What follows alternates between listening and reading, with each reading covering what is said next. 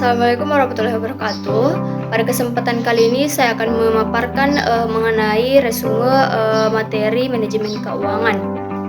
Ada 3 pembahasan. Yang pertama, definisi manajemen keuangan menurut teori dan para ahli. Yang kedua, tujuan manajemen keuangan. Dan yang terakhir, fungsi dari manajemen keuangan. Yang pertama, definisi manajemen keuangan menurut teori.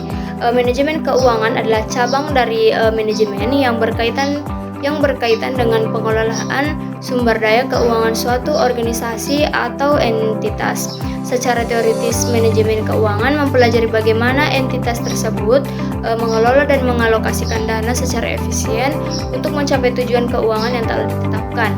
Manajemen keuangan melibatkan pengelolaan sumber daya keuangan suatu organisasi dengan cara yang optimal untuk mencapai tujuan keuangan yang telah ditetapkan sebelumnya.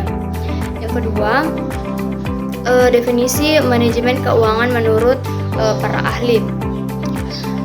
Manajemen keuangan menurut para ahli dapat didefinisikan sebagai proses perencanaan, pengorganisasian, pengelolaan dan pengawasan terhadap sumber daya keuangan suatu organisasi dengan tujuan untuk mencapai keuangan yang telah ditetapkan.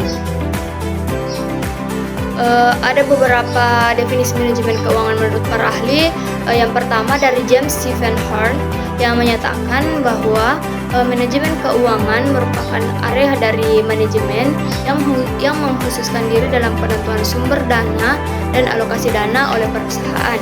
Yang kedua dari Eugenie V. Bregman dan Michelle C. Harthat yang menyatakan bahwa manajemen keuangan adalah bidang yang mempelajari bagaimana keputusan investasi dan pembiayaan diambil dalam kondisi ketidakpastian oleh perusahaan.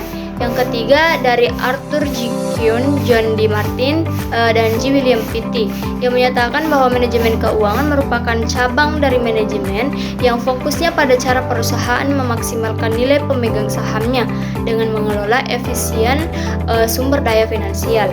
Yang terakhir, Jitman dan Zitter, manajemen keuangan merupakan ilmu keuangan yang berkaitan dengan proses perolehan dan penggunaan dana dalam suatu bisnis dan mencakup pembuatan keputusan investasi, pembiayaan, dan dividen. Kemudian yang kedua, pembahasan tujuan manajemen keuangan. Tujuan utama dari manajemen keuangan adalah menciptakan nilai bagi pemegang sahamnya atau pemilik perusahaan tersebut. Ada beberapa tujuan utamanya. Yang pertama seperti memaksimalkan nilai pemegang saham. Tujuan ini adalah menciptakan nilai bagi pemegang saham dengan menghasilkan pengembalian yang optimal dari investasi mereka. Kemudian yang kedua, mengoptimalkan struktur modal. Manajemen keuangan ini bertujuan untuk mencapai struktur modal yang optimal, yaitu campuran yang tepat antara hutang dan ekuitas, yang dimana ini dapat meminimalkan biaya modal dan meningkatkan nilai perusahaan. Yang ketiga, mengelola risiko.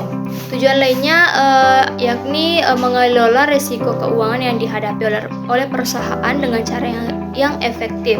Ini mencakup seperti identifikasi risiko, penilaian risiko, dan penerapan strategi pengelolaan risiko yang tepat.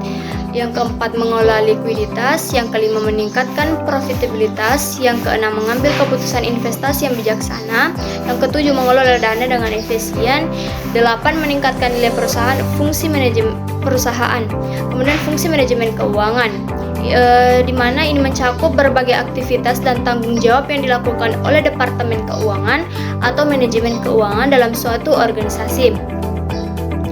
Ada beberapa juga fungsi utama dari manajemen keuangan, seperti yang pertama, perencanaan keuangan. Manajemen keuangan bertanggung jawab untuk merencanakan sumber daya keuangan perusahaan dalam jangka pendek maupun jangka panjang. Ini termasuk penyusunan anggaran, perencanaan modal kerja, perencanaan strategi keuangan untuk mencapai tujuan perusahaan. Yang kedua, pengambilan keputusan investasi. Salah satu fungsi utama manajemen keuangan merupakan mengidentifikasi dan mengevaluasi peluang investasi yang menguntungkan, di mana ini juga melibatkan analisis proyeksi arus kas, penilaian risiko, dan pengambilan keputusan tentang proyek-proyek investasi mana yang akan dikejar. Kemudian yang ketiga, pembiayaan. Manajemen keuangan bertanggung jawab untuk mengidentifikasi dan memilih sumber perdanaan yang tepat untuk perusahaannya. Ini termasuk pemilihan antara modal ekuitas dan hutang, serta pengelolaan hubungan dengan pemberi pinjaman atau dengan investor. Kemudian yang keempat, manajemen risiko. Yang kelima ada manajemen kas dan likuiditas. Yang keenam, manajemen dividen. Yang ketujuh, pelaporan. Dan yang terakhir, pengawasan. Mungkin itu saja yang sempat saya sampaikan. Lebih dan kurangnya mohon dimaafkan. Wassalamualaikum warahmatullahi wabarakatuh.